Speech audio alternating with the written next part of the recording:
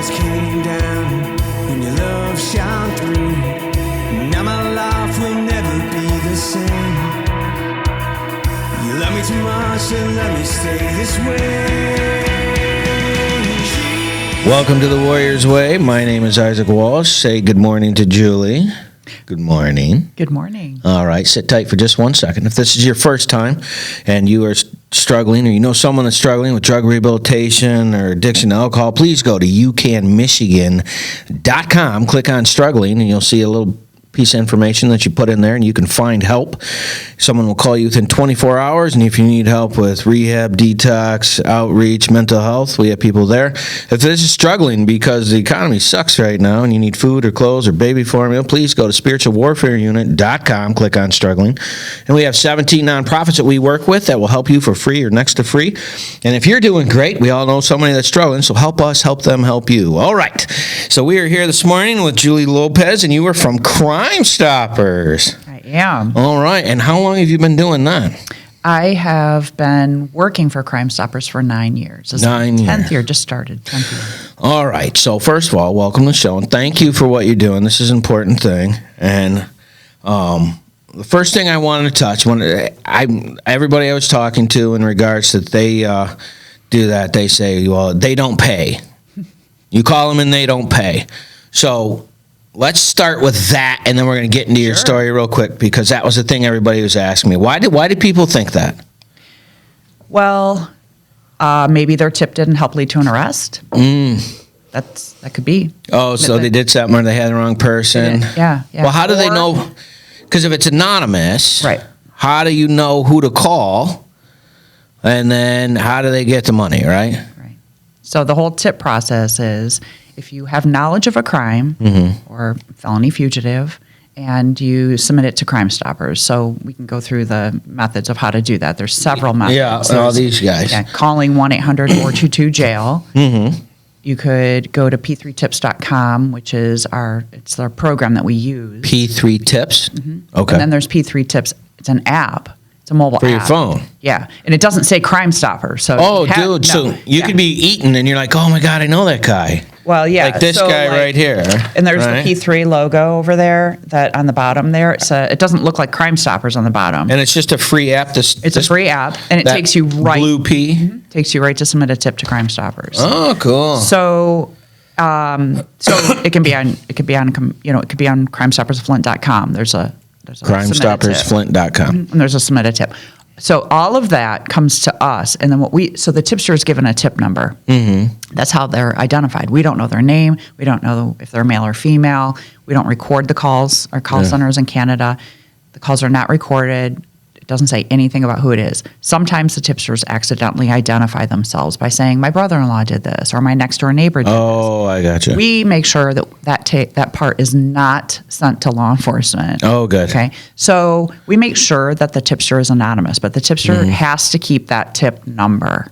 And they have to check back with us. Oh, they have a tip number, so they give you that number, and they say, oh, that number's attached to this case. Yes. Got so what they do is they call, or they log in. They have to log back in, and then they see a note in the tip, hey, this tip helped lead to an arrest. If you're interested in collecting a reward, then let us know, and we'll give you the pickup instruction. So this could be like a side hustle that people could and you have all the people on there, and they could, because Lord knows we got enough crime, right? Yeah.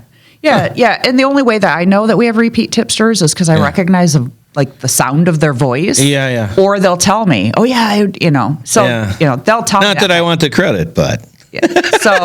So we always tell the tipster, we recommend you do not share this with anyone. Don't tell anybody you called Crime Stoppers. We need to keep you safe and anonymous. Right. It's usually the tipster who talks. Interesting. Yes. And so then what they do is, if a tip helped lead to an arrest, we have a safe location. Of course, I can't reveal where that is. Yeah, that's what makes it safe. And they go in and they tell their tip number and the dollar amount that we gave. Those two things have to match, and this location will give them cash. Cool. So we are not looking for them. We don't want to know who they are. So how much money did you award, last year or whatever? So I started with Crime Stoppers in the end of 2013. So I basically just say 2014. 2014. All right. From 2014 until today, we have awarded over $146,000 to tipsters. 146 grand. Yeah, but not all of that money has been collected. So we don't know why they haven't collected it.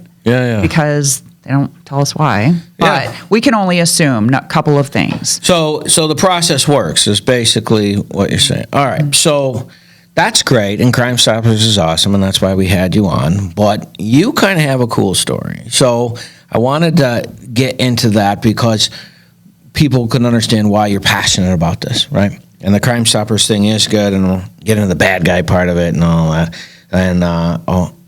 And real quick before we get started, didn't you bring the McGruff doll? I think we should bring this out because this seems like fun. There he is. Yeah, McGruff. Yeah. Now, do you do the voice or? Not very well. But the only thing he says really is, take a bite out of crime. Take a bite out of crime. That is cute. Oh my goodness. Yeah. Now, what do you use that for? Cute. He is cute. I mean, you just talk to him at your desk, or is it like a? Oh, he's my friend. He's my friend.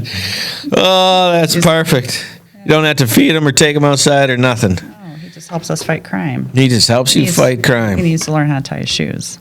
Well, I don't know. I saw you brought that in, and I'm like, we got to get that on the show. You know, I can't find the right glue on this. I was given this by a retired detective from Flint PD. Yeah. Who had this, so it was, yeah. Okay. Well, it was kind of cool. We always had a little swag, and I like your little thing there. You got to turn it back that way a little bit so they can see it. Oh, yeah, we have billboards around town. It's like a miniature billboard of big billboards or something. Yeah. No, that's kind of neat. I liked your swag. I want everybody to see your swag. All right.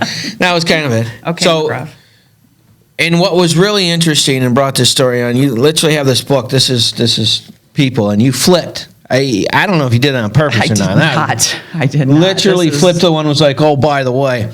Yeah. And so, okay. So that happened the other day when I had this out. And just flipped to the one that was... I had it out to...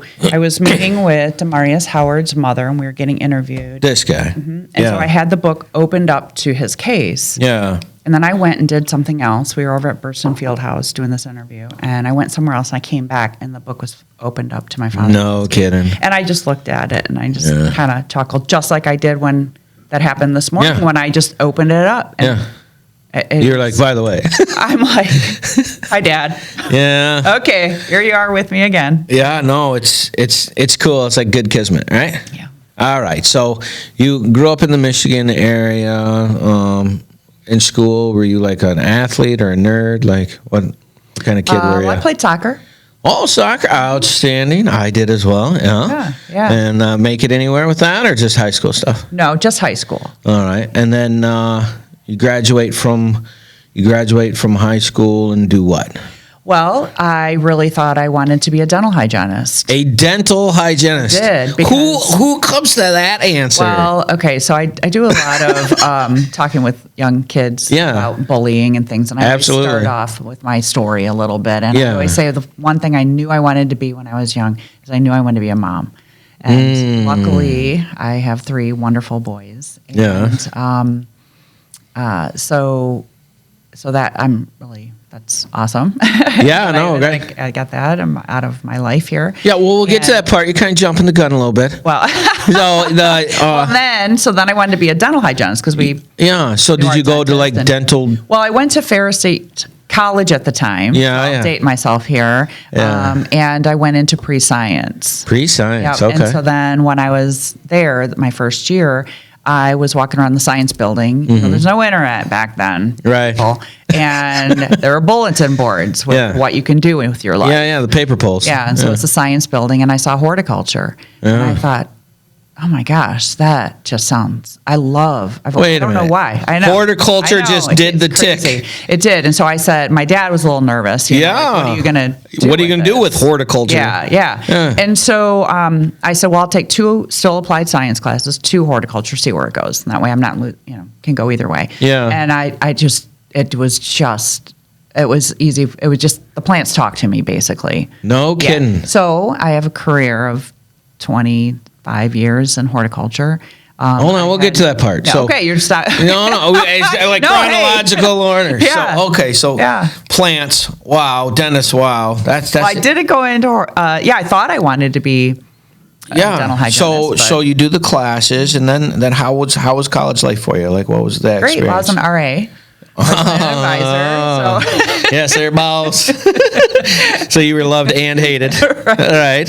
Yep. Did you do that all the way through, or? Well, I got my associate's degree, so they did trimesters back then, and so I was there for 2 full years and 2 trimesters. Okay. So you get your associates. Any other major things that happened during that 2-year time period help construct your brain the way it is? Well, nobody wanted to be my suite mate because I was an RA.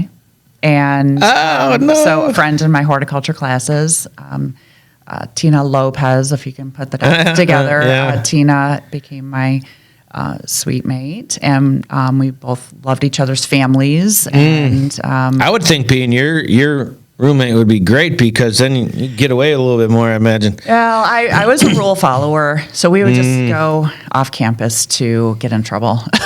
Oh, well, that sounds very ruly. All right, so you get done and you get your associates in what? Horticulture. Ornamental horticulture. All right.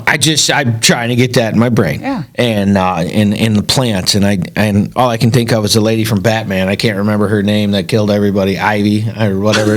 I'm sorry, nerd, right? So comics. So all right. So you Maybe graduate. it ties in with Crime Stoppers. Though. Right. There you go. That's where I was going. So you Trying to became a super connect. Yeah. Use your powers for good. So and you do what with that? Well, I taught gardening class. I worked at a couple of premier garden centers A premier garden center. Yes. So that's like those big tents where they have all nice the garden centers. Yeah. where they have all, and people ask you how to grow particular flowers and that kind of stuff. Yeah. And I got to imagine that stuff's kind of sciencey and intense, actually. It was wonderful. Of course, everybody thinks that it's the greatest job on a nice sunny afternoon. Yeah, but when it's freezing, it probably freezing, sucks. And in March, you're moving plants. So what did you mean when you said that the plants spoke to you? Like, what did that mean? It sounded very personal. Yeah, they do. They still do. I just have a connection with nature, and I just know. I don't know. I guess it's just a gift I was given that when I would go and do landscape designs. Just God-given gift, huh? Yeah, landscape designs, and so I would say a prayer on my way to a design because I'd be nervous about, Yeah. I don't know what the lay of land is going to be and everything. Yeah. And then I would get there and it's it's a blank slate, or I have to recreate what they have. But I just could see it. I could see it done. They tell me what plants they like, what they don't like. I ask them what they're looking for. Yeah. Obviously. And then you invent that. Yeah, and then I create it. But one of my dad's favorite stories is when they wanted me to do their front yard, and he said, "Julie, I want a low maintenance garden." And I said, "Dad, no one has ever asked me for a high maintenance garden." So Yeah, I can imagine. No, if you could do the one that makes me do the most work, Right, I would. right. That's exactly what I'm like. That's super funny. Yeah. That's super funny. Well, as I said, this goes fast. We already have to go to our first break. So if you want to go to crimestoppersflint.com, that's correct? All right, and the number for that is 1-800-422-JAIL, 1-800-422-JAIL. Like I said, if this is your first time to Spiritual Warfare Unit, please go to our website, like, share, and subscribe, and just sit tight. We'll be right back. Taking a quick break from our podcast, I wanted to let you know about our life application program that we have for churches and nonprofits in the area that are trying to find programming that they can use in case the corona shuts you down and you're not able to get in. You go to spiritualwarfareunit.com. You click on our episodes and you can check out our programs for as little as $29.99 a month to make sure that we're still getting the word out to those people that need it. Now, back to the program. All right, welcome back to the Warrior's Way. Our warrior this week is Julie Lopez, and she's from crimestoppersoflint.com. And in case I didn't get that right, it's crimestoppersoflint.com. And if you want to go on there, you can help your community find people, make a couple of bucks, keeping your family safe and your community safe. So we were just getting into your dad deciding he wanted a low maintenance garden instead of a high maintenance garden. And this is funny to me because I think I'm the only person that's killed a cactus from lack of water, and you only got to water it twice a year because that's how my thumb works. And so you're creating landscapes for people, and that's crazy. It's interesting to me. I've never actually met somebody that had gone to school for that. They'll like be into it, but you're actually like learning about that at a basic level. That's kind of interesting. All right, so graduate from college with associates. How old were you at that time? 20. And what year was that? 88. 1988. All right, so you graduate in 88. That's a nice time. That was a nice time to be young, right? 80s, early 90s, right? Right before the grunge smash, right? All right, so you're doing that. Are you dating? Are you just business? Are you staying at home? Did you get your new place? Like, what was going on? So my sweet mate, Tina Lopez, became my sister-in-law because Well, now, how did all that happen? You walked to her family, was like, hey, how are you? And her brother's like, hey, how are you? That kind of thing. Well, so I have two brothers and she has two brothers. And so we would go home on weekends and visit each other's families. And Gotcha. we both both families are just wonderful. So we would always joke, wouldn't that be great if we were sisters-in-law? And then we thought, because she really thought my brothers were so cute. Yeah. And she thought your brothers were cute. Yeah. So we were like, hey, and that didn't work out. But worked out the other way. It worked out the other way. All right. So how old were you when that happened? Marriage? Yeah. I was 25 when we got married. So there's 5 years there. So what's going on in between that? Like, are you staying at home? Do you have your own place? I moved back home. Okay. Yeah. And then I moved into a condo with a friend for a while and got married. So during that 5 years, you were just kind of doing the gardening thing, and then you got married at 25. Okay. And you already said you had 3 boys. When did that process start? Within 2 years. Is it like 9 months of the wedding, or No. All right. So within 2 years, so that would put you at 27. You had your first. Yes. All right. So what's going on at 27 in your life? First baby. Yeah. So I was still working at a garden center, and then my husband and I both knew that I wanted to be at home with children. And so eventually that worked out where I started going part-time and then having more kids. And then, and then I decided that I just wanted to be an at-home mom. Well, that lasted about 2 weeks. And 2 weeks? Yeah. And you're going crazy. No, I started getting phone calls to do speaking engagements, presentations, horticulture presentations. Really? Yeah. So Wow. I was going around the state and So you'd been doing that like 7 years by then. I've been working at garden centers and presenting. I was a manager at the garden center. And so, Wow. So then I just decided to start my own consulting business then. Yeah, that makes sense. Might as well. Yeah. And then that's what I did throughout raising the kids. But I remember when we were dating, I told my husband, I always want all kinds of jobs in my lifetime. All different things. And even maybe I'll be a bus driver one day too. Like, I just want to do everything. Yeah. And then throughout the whole time raising the kids, I had horticulture. I worked at the kids' school as the bus safety person. And he's like, hey, you came pretty close to the bus driver. Check. Yeah, right. Worked as the lunch lady. I worked with the special needs children as a parapro. And you did all this stuff just because you wanted to do it. Yeah, well, I wanted to be at home, but I still like to work. I still like to help other so you didn't want to be home. You like to be out and about. Yeah, But you want to be after near the your kids. kids. Yeah. So you did both of those by kind of doing all stuff that was around your kid, but kept yourself busy. Yeah. That makes sense. I always considered myself an at-home mom who worked. Yeah. My title. All right, that just doesn't make sense to me, but we'll go with that. You're either at home. So what's the word for that? Oxymoron or something. But you pulled it off. You actually did both at the same time. Yeah. And your husband, I'm assuming, he was the one with that stable job. Yeah. I was the one who get to. So he got to let you play while he was. Let me be. Yeah. Yeah. That's so you got to experience this stuff because he gave the ability. All right, that's cool. Yeah. He's all right. solid. So right. That constant foundation that you can screw up and you still have. That's cool. I mean, that's how I look at it. I'm like, babe, listen. I'm sorry. I didn't mean to get hit by a truck. It was my bad, but that's not how it worked. But anyway, so all right, so you're 27, and you had your first son. And how close did you have the boys? Second was 3 years later, and the third was 2 years later. Oh, that's a pretty good bump. So, all right. So the kids are going through school, and how long, like, did you do the whole bus and special needs and lunch lady? I want to say about 7 years total that I worked at the school. So that puts you at right around 34. So that'd have been what, late 90s? No. I didn't start that until they were in school. So plus 5. Yeah, I think my oldest was probably, I think he was in 3rd grade. He was in 3rd grade when I started with all of that. Oh, so that puts you in late 30s. Yeah. Early 40s. Yeah, then that makes sense too with the timeline. Yeah, I'm just trying to get the timeline. Yeah, it's a good timeline for the timeline I got involved with Crime Stoppers. Yeah, so and the year, give or take, would be 98, 99? Something like that? My son was born in 95. Yeah, so it would have been 2000, 2001 then. Okay. Right in that time period. Okay. Timelines matter. Okay. Years matter. All right, so, then what happens? How did we get to the next stage of it? How do we transition to the Crime Stoppers section?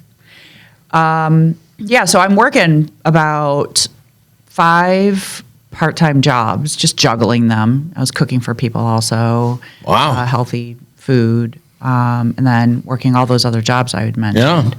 And then in 2011, my father-in-law was murdered in Flint.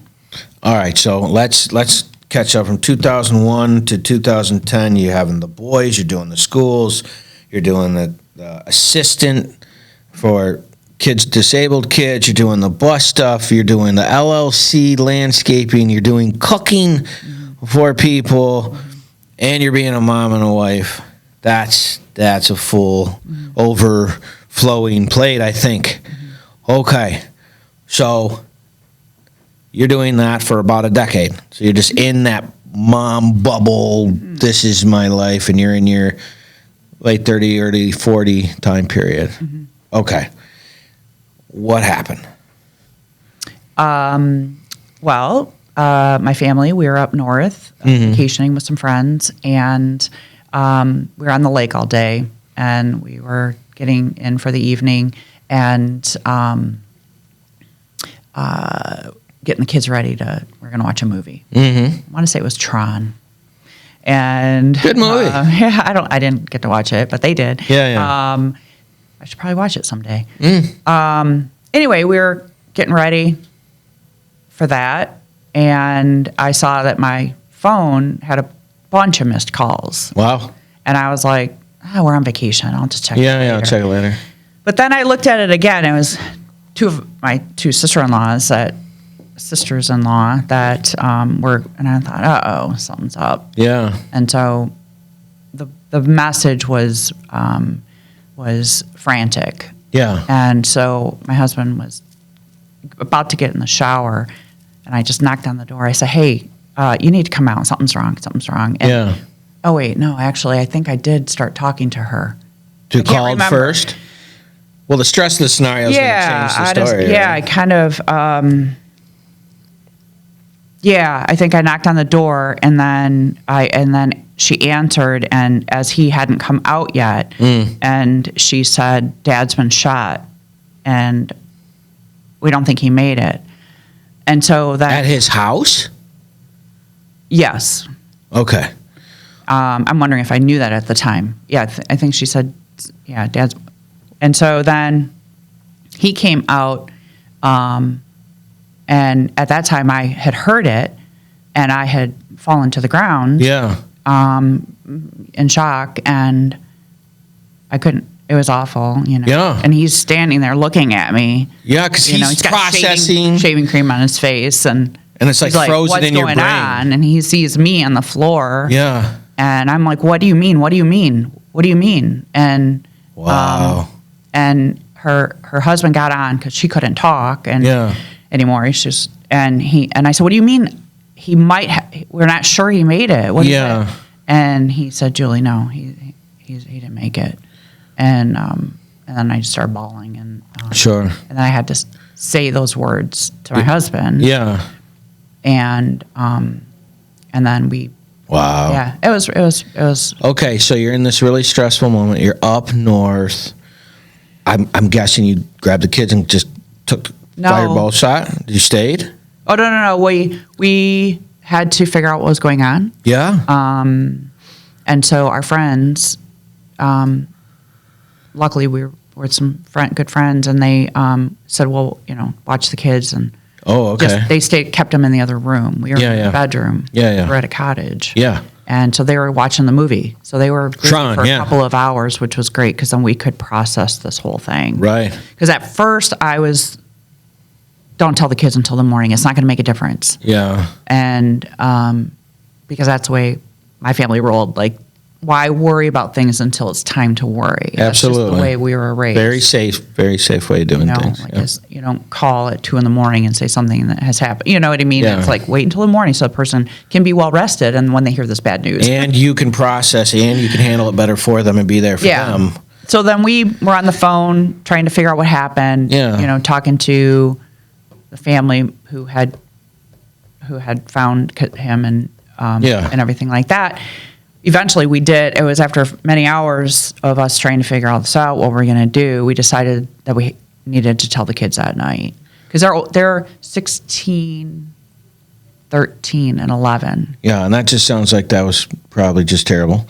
It was. And I'm assuming they were close with this man, right? Oh, very. Okay, all of his grandchildren. So you go through the close. horrible section of the family and the process and hearing those things, which made it very interesting that you just opened up to his picture right before the show. That was actually extremely interesting.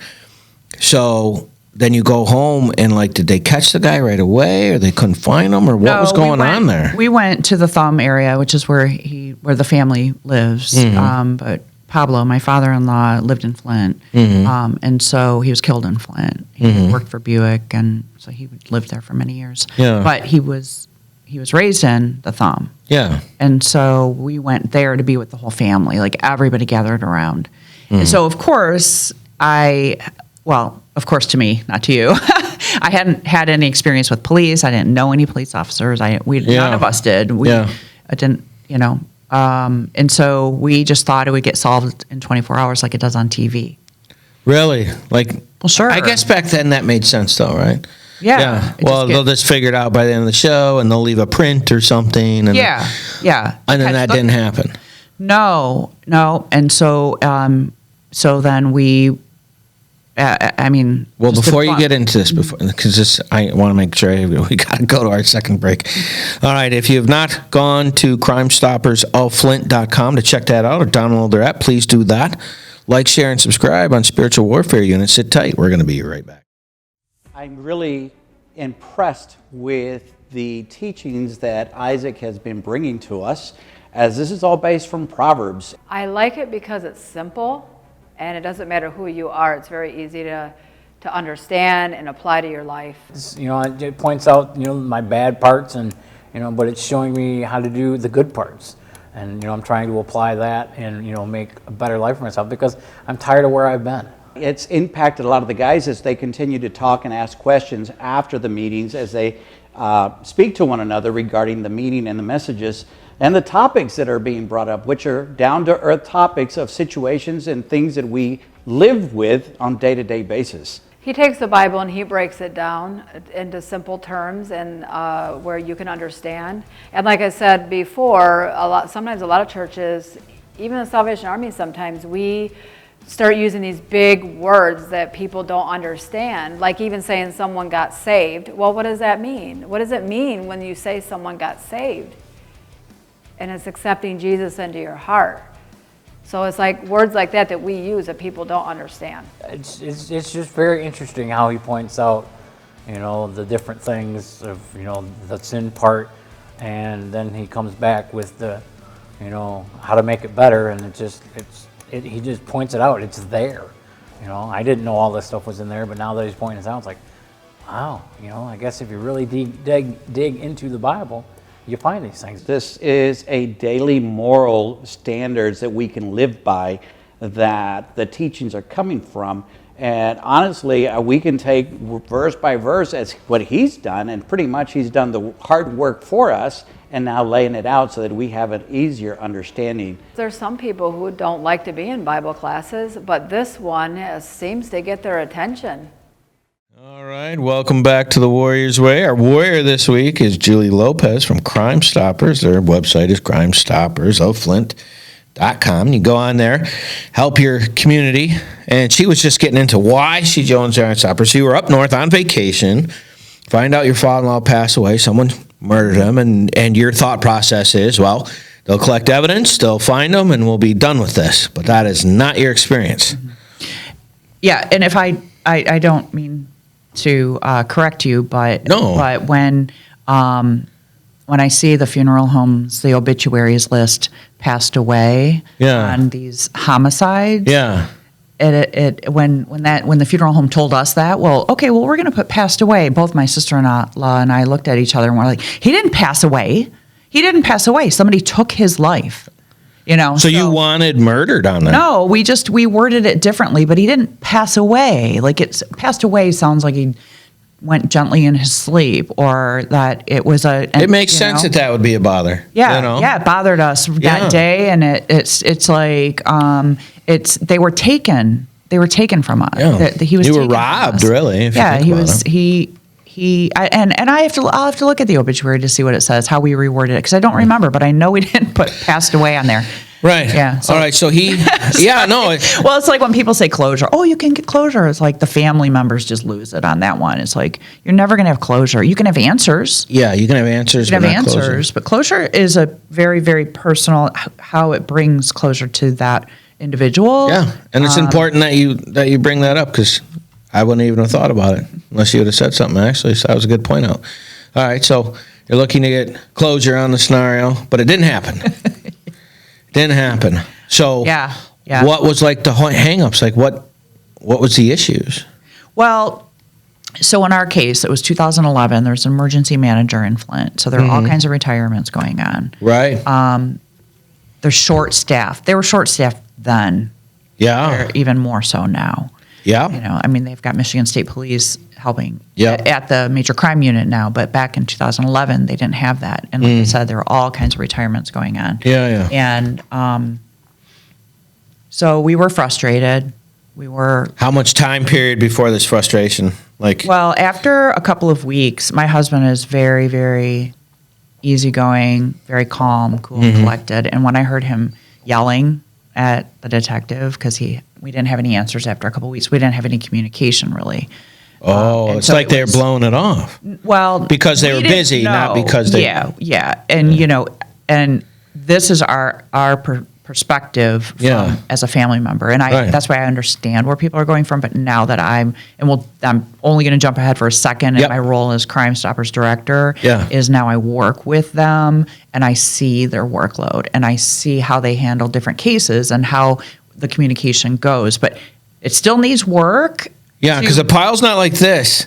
It's like this. But we still there's always room for improvement on communication. Of course. But see, now, as a backtrack where I don't know any of that, and I only know that I believe that, that they should have a bedside manner like a doctor has to have. Otherwise, I'm sure years ago those doctors didn't have a bedside manner. Yeah. But now that they know that they need that, Yeah. And so, but also you think about what the detectives are going through. They just saw this homicide, and then they have to. Their job is to Figure it out. solve that crime. And you're there mad But that they're not doing it. Well, the family wants communication also. And what happens when you hit a dead end, right? Yeah. So a couple of weeks, husband's then I frustrated. decide, Yeah. you know what, I'm one step away from this. This is your dad. Yeah. And my father-in-law and I were very, very close. So what'd you do? So I said, let me try to do this. Let me talk to the police. I found out I didn't know what Crime Stoppers was. So I said, it was So you after looked a couple for of it. weeks. Well, I contacted a friend of mine who I worked with at the school. Yeah. He was an anchor in Detroit. Okay. Ron Savage. Oh, yeah, okay. Yeah, Cool. he was a friend of mine because we would do field day together because he was a volunteer firefighter also. Gotcha. And so I think volunteer, but anyway, he worked, because he was the anchor at TV2. And then, so at field day, I got him to bring the fire hose because I was in charge of field day, There the you mom, go. Yeah. and all this. And so and I knew his wife and his son, and because I was working in school, and I called him. I said, I don't know what to do. I don't know what to do. My father-in-law was killed, and he said, I heard about Pablo Lopez because my father-in-law was a community activist, which we didn't know. We just thought he was busy. Yeah. We had no idea. Doing stuff. Yeah. And then he would always be with his grandchildren. At their sporting events and at our house for dinner and, at his other children, everybody. He's very, very involved in the family, but we didn't know. So anyway, he knew of it. He knew of the homicide, but he didn't know it was related to me.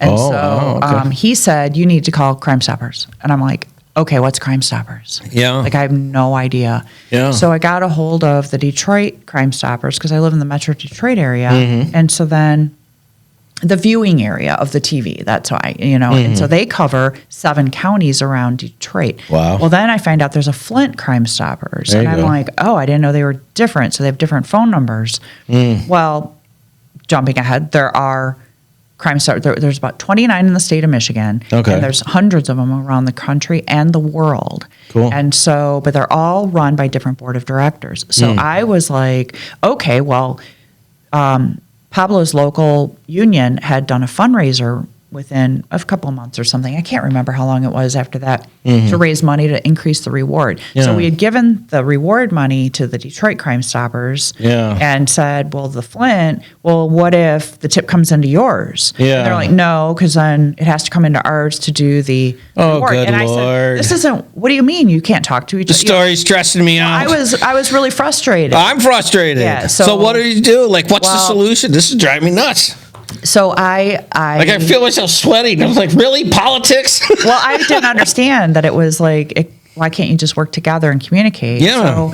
So I remember it was on Veterans Day, and I'm in I have a home office for all the businesses that I've been doing, Yeah. And we also call it a tranquility room because I've made it real zen because I do. Because of the horticulture. Yeah. Yeah. And so I remember it was Veterans Day, and I thought, coming up, and I thought, well, he's a veteran. Pablo's a veteran. Maybe the news will do a story on him. There you go. And so I was going to send all this stuff out to the TV stations and Flint Journal, and then I've got my cell phone and computer, and every day since he was killed, I read the Flint Journal online every day. And how long has this been going on? What's And the this time has frame? been over a year. Over at a least. year, and you still no solve. Right. And so then I was like thinking, and every day I'd read these articles of these teenage boys that were being killed. And I just kept thinking about the moms because I've got teenage boys. Right. And I just kept thinking these moms.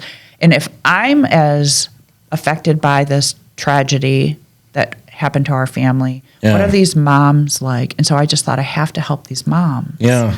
And so I was like, I have to get a job with Crime Stoppers. I don't know how. Flint had their own board of directors, and they had an officer processing the tips. Yeah. And then Detroit had more funding, and so I was like, well, I'll start volunteering for Detroit. Yeah. And so I did, and then the stars lined up with me bugging them, and and then Wait a minute. There's something to this. You don't get to skip over this. So you went to Detroit, and you're like, hey, how are you? Oh, my dad was good. And so you're. well, they knew me because I had put, we put Pablo Lopez on. Yeah, no, I get what you're doing. You were like, I'm going to work from the inside and have the machine work the way it's supposed to work. And then, oh, look, over here, there's a hole. I could fill that hole. That's brilliant. Yeah, you're just going to skip over that part. I couldn't let you do that. All right, so that's pretty slick. And so you're doing the moms, and that makes sense because you said you want to be a mom from day one. So helping moms be moms is literally what you were ended up doing. So that arc makes sense on your story. So you volunteer at Detroit, and then the stars aligned. And Well, and how they did is because the emergency manager brought in James Tolbert from Detroit. Yeah. And so he became the chief of police. And then he knew the Crime Stoppers program, 1-800-SPEAK UP. He knew that program. So he said to this board, because our board president in Detroit said, hey, we want to expand and Flint area Crime Stoppers wasn't Yeah. very robust. It wasn't. And you needed it. And it needed it Yeah. badly. Yeah. It needed a robust program. Yep. And then another star that came to align, and one of my angels is Doug King from King Steel, because he is a friend of the president and in Detroit, and he had told him, hey, I want to, I like to help. He had helped with other nonprofits, but he wanted to just maybe work some other angle of helping people. Yeah. Yeah. And so his friend, the president, said, I've got a job for you. Because your business is in Genesee County. I want you to help Genesee County. There you so go. we met, and then I became the director and in Flint of this. And so then I know this is jumping ahead a little bit, but for 2 years I learned the job, and then And your father-in-law's killer is still not found. right. And how many years has this been? Well, to date is 11 and a half years. This just stressed me out. Like, Well, that there's the end I of that. love how you're we like- don't know the end of that story because I always say someday. It's not yet. yeah, no. I like how you're processing it into helping other people, but it's just stressing me out. So, Well, it was funny because my friend Doug asked me. He says, "Well, what happens if his case gets solved? Are you going to Yeah. still keep doing crime? Yeah, are you Stoppers?" done? And I looked at him and I just thought, well, we just met each other. And Yeah. I said he didn't know me, but I was like, well, yeah, of course I'm going to keep helping. yeah. Like that's my thing. Well, aren't you just spit? Well, even with helping with landscape designs, my favorite design to do, I know it sounds kind of crazy, but I loved designing memorial gardens because I would ask the people, well, what was your grandmother's name? What was her middle name? What was her birth date? When were they married? Because then I could, what was her favorite color? Let's say. No kidding. And you incorporate all that to the landscaping? Because what if Wow. it's purple and her birthday was in May? Then I would design a lot of irises or Right. things like that. And Well, that is exceptionally extraordinary. The way your mind works is amazing. It's really beautiful. But we still have to go to our next break. So please go to crimestoppersoflint.com. Like, share, and subscribe on our show. Help us help others. Sit tight. We'll be right back.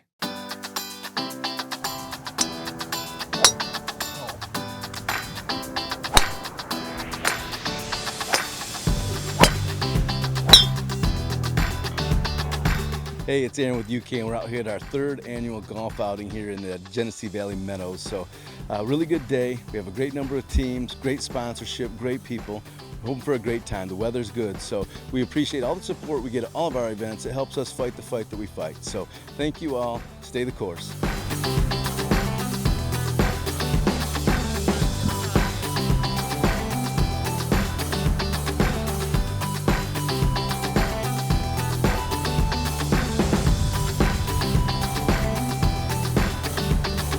It's a lot of fun with a good cause. This is a very good cause, and I enjoy doing it. And I have my sons with me today, and we're just going to have fun. We know we're not going to win, but we're going to have fun.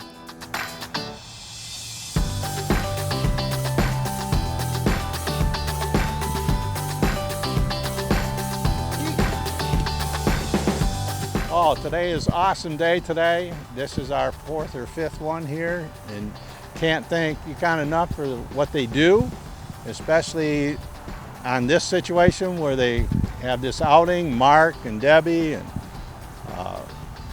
all of them. It's just an amazing outing, and I couldn't think of They do a it good brings job back putting this memories, together. but it's a wonderful thing, and we really appreciate it.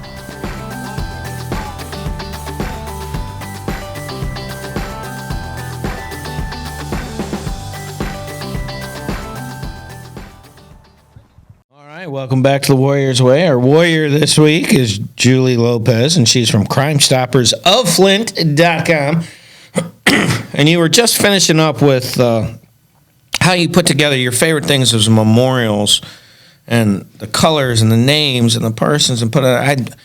I find all that extraordinary. My mind doesn't work that way at all. Excuse me. And listening to you talk about that, and that's you're incorporating that mentality into what you're doing. It's crazy. So just to finish up here, and we've already decided to do a part 1 and part 2 because I got to get all. There's no way to get all the information in, but you had been in this 2 years, right? You said you'd been a part-time director, and you're learning the ropes with the Flint Police Force, right? Right. So the first 2 years of my job with Crime Stoppers, we were 1-800-SPEAK UP, and because we're expanded from the Detroit Crime Stoppers, and then the Flint community, and we decided we wanted our own Crime Stoppers again, because Flint is very different than Detroit. Yes. And so I cannot thank Detroit Crime Stoppers enough for helping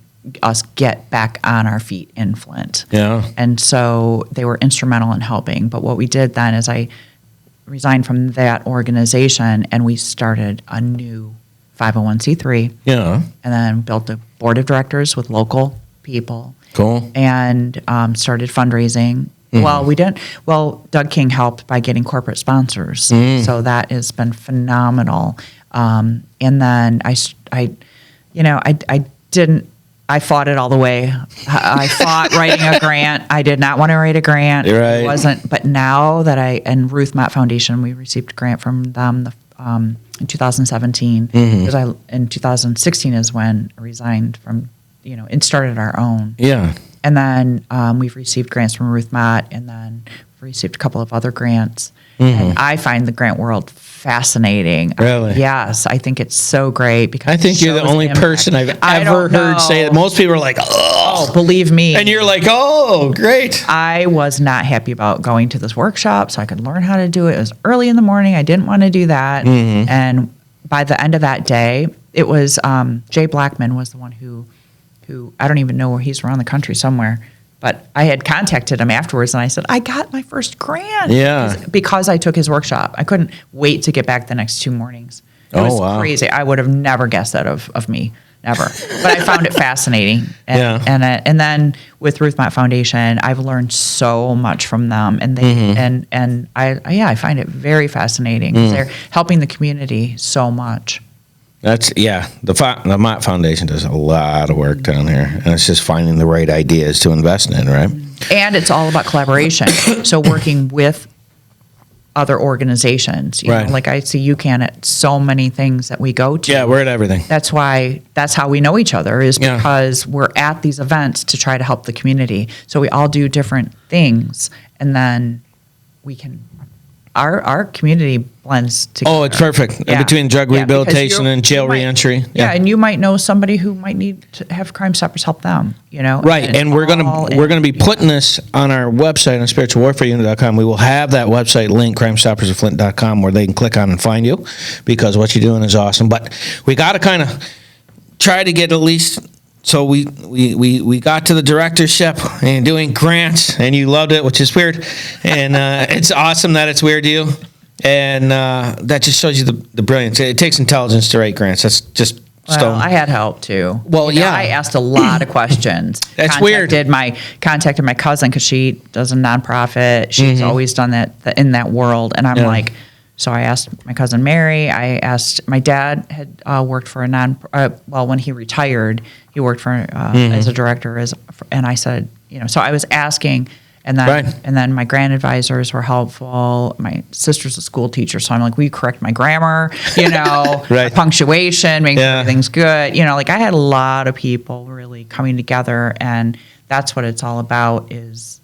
Collaboration. And I can't do it alone. And this is one of the reasons why we love what you're doing. So one of the questions I wanted to ask you was, when you got into Flint and you finally got your stuff started, what was the first, major, we got them moment, someone that was out there that you really were able to help the families? Or something that just, hits that ping? My first success, I'll never forget it. So, of course, right now, I'm going to have to think of the name of it because you put me on the spot. That's okay. Maybe we don't need the name. Lance, last name started with a P. Anyway, I'll come up with that. But it's fine. It was in Mount Morris Township, actually, and they had nothing on this case. And this is a long time ago, so I'm going to have to really remember it. But we put the victim's picture out there. He had gone to a party store, and somebody robbed him and shot him in the parking lot. And he was a father of a young child. And so we put that on Crime Stoppers. Yeah. And then somebody actually saw that came forward to the police on their Okay. own, because that happens a lot too. We don't care how we solve the case. Yeah. As long as we're bringing attention to these cases. Absolutely. And then they see it, and then some people just talk without wanting a reward or anonymity. Right. And so, so the law enforcement were able to arrest I think it was 3 other people that were involved but couldn't find the shooter. Wow. So the family had actually increased the reward.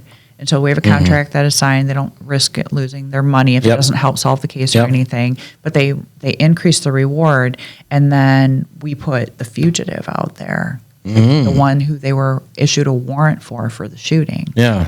And a tip came in with the location of this fugitive. Dude, your with the- emotions had to and be they- like through the roof, It was right? so great. It was so great because the detectives want to solve these cases. Oh, of course. They don't. I get into detective work to suck. They want to do the work, They right? want to solve cases. Yeah. And you help them do that. I mean, yeah, come yeah. on. They really do all the hard work. For sure. You know, we Yeah. just give them the information that helps them lead. Yeah, them they in still the gotta get the direction. guy, They they- still do yeah. all the evidence and all of that. Other than it being life threatening, I'm sure it's not that difficult. Kidding. So yeah, no, you're just helping them do their job, so you're able to do Yeah. that. I mean, Yeah. so when you were able to tell that family we got them, like Well, what they was? do. The Yeah, but police do that. still. But you know what? Honestly, we don't air very many success stories because we don't want, if it came from a tip, Yeah. we don't want the person who committed the crime to, what if only one other person knew the information? Then the criminal knows who told Crime Stoppers. Oh So yeah, maybe. So we generically will say that we have helped solve yeah. these many cases. This is how much money we've awarded to tipsters. So, like- but we don't go on the air and say, or like, Yeah. unless law enforcement says, you know what, there were 50 people that could have been. So let's go ahead and say Crime Stoppers tip helped. So like, how many of these a year are you helping solve? Like, what's the It depends number? on the year, but we're close to 300 now for 300. ours, which is about 6%. Across the board, 6% of our tips help lead to an arrest. That's a national average also. Okay. And another national average is 50% of the money is never collected from all of Because the people are just wanting to do a good thing. Yeah, I've had one before where somebody called after a year and finally wanted their money, and I was like, okay. And they said, well, I was in jail. I couldn't collect the money.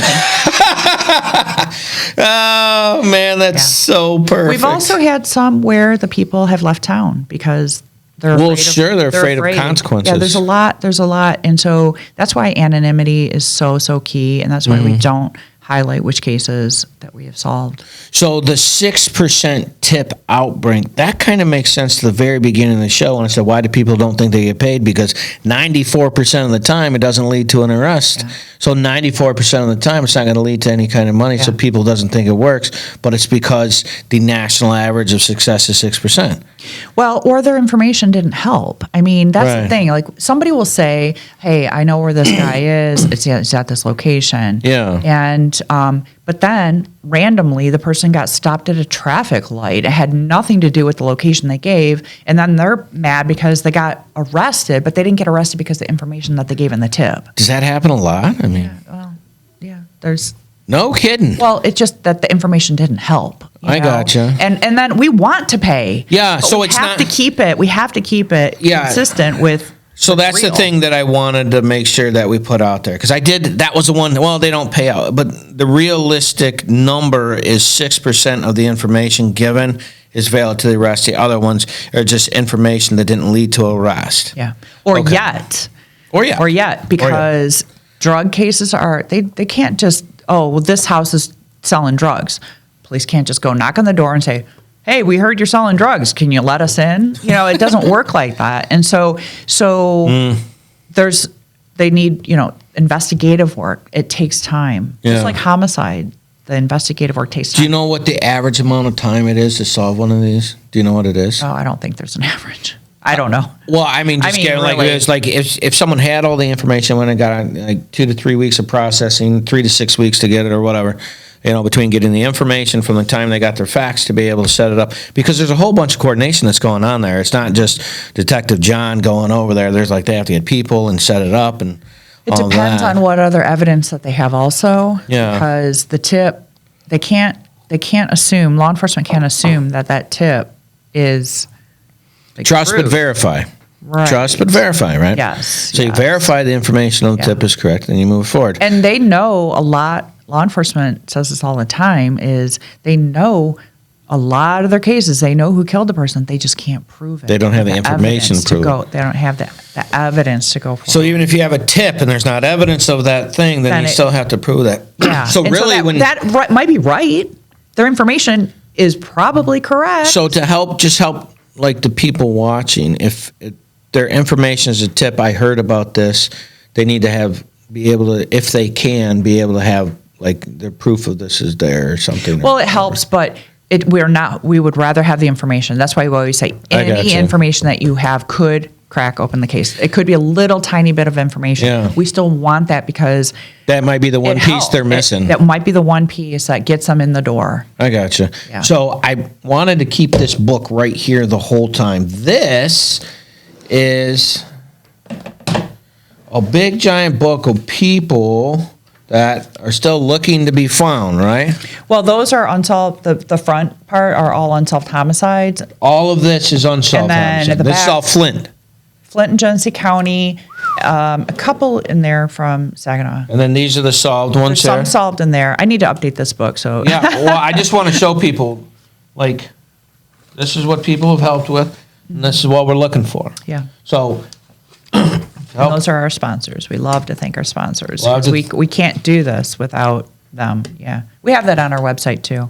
at crimestoppersofflint.com, Yes. right? I got that. But there is a bunch, and you can go through this. I didn't realize, and this is current up to today, I'm assuming? Yeah.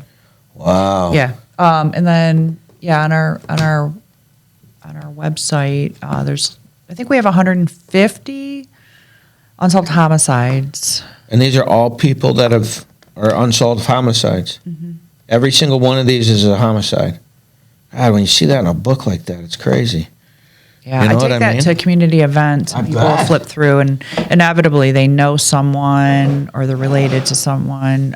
It's hard not to look at that and just go, wow. Yeah. Just wow. And this is what you do for a living. Well, we didn't get all the story. We got a lot of the story. We're going to have you back because it was great. I cannot believe I'm sitting with a crime-stopping horticulture. I know. But the way Can't your make this brain up. looks at it, you actually get a perspective because your function is about the survivors and how to help them, which is not typically how any of that is looked at.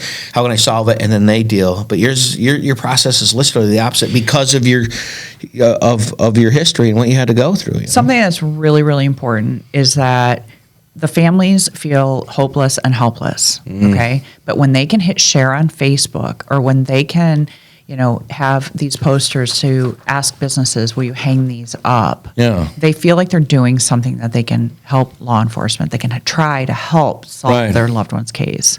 That is the biggest key, is because we have to hang on to that hope. Yeah. If we don't have that, what do we have? And if you can't help families do closure on difficult times, what are you doing to do? Well, Julie, thank you so much for Yeah. coming in. We will look forward to having you next time. If you guys want to help out to help families with closure, crimestoppersofflint.com. Get the app so you can check it out. We have to end. That's the last we got. If this is your first time, please like, share, and subscribe. Help us, help others, help you. Sit tight, and we'll be back next week. Bye now. Do you have a nonprofit in your area that's doing a lot of work that people should know about? Feel free to contact Spiritual Warfare Unit at 810-715-9319, and we would love to have them on to see what good they're doing in the community and find out their story. Thank you so much. Spent so much time believing the lies. I knew I wasn't meant to live this way. But my walls came down when your love shone through. Now my life will never be the same. You love me too much to let me stay this way. Jesus, there's freedom in your name. You break every chain, oh Lord. 'Cause you